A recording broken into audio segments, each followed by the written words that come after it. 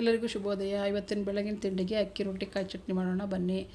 ರಾತ್ರಿ ಒಂದು ಬಟ್ಲು ಅನ್ನ ಉಳಿದಿತ್ತು. ಆ ಅನ್ನದಿಂದ ನಾನು ಏನು ಮಾಡೋಣಪ್ಪ ಅಂತಿದ್ದೆ, ಈಗ ರೊಟ್ಟಿ ಮಾಡೋಣ, ಅದರಲ್ಲೇ ರೊಟ್ಟಿ ಮಾಡೋಣ ಅಂತ ರೊಟ್ಟಿ ಮಾಡ್ತಾಯಿದ್ದೀನಿ.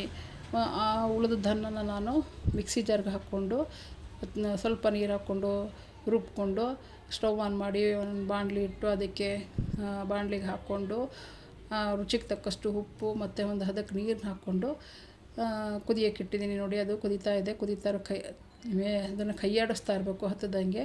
ಕುದೀತಾ ಇರ್ಬೇಕಾದ್ರೆ ನಾನು ಯಾವ ಬಟ್ಲಲ್ಲಿ ಅನ್ನ ತೊಗೊಂಡಿದ್ದೀನೋ ಅದೇ ಅಳತೆ ಬಟ್ಲಲ್ಲಿ ಅಕ್ಕಿ ಹಿಟ್ಟು ತೊಗೊಂಡೆ. ಅದಕ್ಕೆ ಸುರ್ಕೊಳ್ತಾ ಮೇಲೆ ಕೆಳಗೆ ಹಾಕ್ಕೊಂಡು ಈಗ ಸ್ಟವ್ನ ಸಣ್ಣಕ್ಕೆ ಮಾಡಿ ಮುಚ್ಚಳ ಮುಚ್ಚಿಡಿ. ಗ್ಯಾಸ್ ಕಟ್ಟೆ ಮೇಲೆ ಈಗ ಅದು ಆಗಿರುತ್ತೆ, ಅದನ್ನು ತೆಗೆದು ಆ ಹಿಟ್ಟನ್ನು ನೀರು ಚುಮ್ಕಿಸ್ಕೊತ ನೀರು ಕೈ ಮಾಡ್ಕೊತ ಚೆನ್ನಾಗಿ ಸಾಫ್ಟಾಗಿ ನಾದ್ಕೊಳ್ಳಿ. ಅದು ನೀರು ಚುಮ್ಕಿಸ್ಕೊತ ನಾದ್ತಾ ಇರೋದ್ರಿಂದ ಅದು ಕೈಗೂ ಅಂಟಲ್ಲ, ಇಲ್ಲ ಅದು ಕಟ್ಟೆಗೂ ಅಂಟಲ್ಲ. ಅಷ್ಟು ನೀಟಾಗಿ ಸಾಫ್ಟಾಗಿ ನಾದ್ಕೊಳ್ಬೋದು. ಈಗಲೂ ಅಷ್ಟೇ ನಾವು ನಾದ್ಕೊಂಡಾಯಿತು. ಅದನ್ನು ಒಂದು ಚೆಂಡಿನ ಆಕಾರದಲ್ಲಿ ಆದಷ್ಟು ಸೈಜ್ನಲ್ಲಿ ತೊಗೊಂಡು ನೆಲಕ್ಕೆ ಒಂದು ಸ್ವಲ್ಪ ಅಂದರೆ ಕಟ್ಟೆ ಮೇಲೆ ಒಂದು ಸ್ವಲ್ಪ ನೀರು ಕೈ ಮಾಡ್ಕೊತ ನೀರು ಸರ್ಕೊತ ಕೈಗೂ ನೀರನ್ನ ತೇವೆ ಮಾಡ್ಕೊತ ರೋಟಿ ನೋಡಿ ಕೈಯಲ್ಲಿ ಅರ್ಧ ಇರುತ್ತೆ, ಅಂಗೈಯಲ್ಲಿ ಅರ್ಧ ಇರುತ್ತೆ, ಇನ್ನರ್ಧ ಕಟ್ಟೆ ಮೇಲೆ ಇರುತ್ತೆ. ಈ ಥರ ನಾವು ಎಲ್ಲಿ ಒಂಚೂರು ಕಿತ್ತೋಗಲಿ ಅಥವಾ ಬಿರುಕು ಬಿಡಲಿ ಅದನ್ನೆಲ್ಲ ಅಲ್ಲಲ್ಲೇ ಪ್ಯಾಚಪ್ ಮಾಡ್ಕೊತ ಚೆನ್ನಾಗಿ ನೀರು ಸರ್ಕೊತ ಬೇಕು. ಇದು ಫುಲ್ ಆಯಿಲ್ ಫ್ರೀ.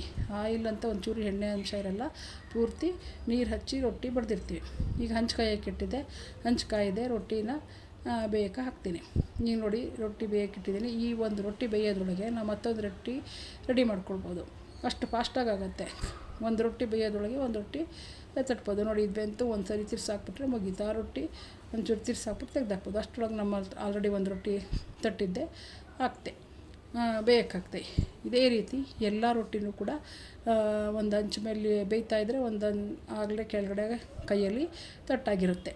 ಈ ಥರ ಎಲ್ಲ ರೊಟ್ಟಿನೂ ಬೇಯಿಸ್ಕೊಂಡ ಮೇಲೆ ನಾವು ಬಿಸಿ ಬಿಸಿ ತಿನ್ನಬೇಕು, ಗರಿ ಆಗಿರಬೇಕು ಅಂದಾಗ ಈ ಥರ ಸ್ಟವ್ ಮೇಲೆ ಒಂದು ಹಪ್ಪಳ ಸುಡೋದನ್ನು ಇಟ್ಕೊಂಡು ಸುಟ್ಕೋಬೇಕು.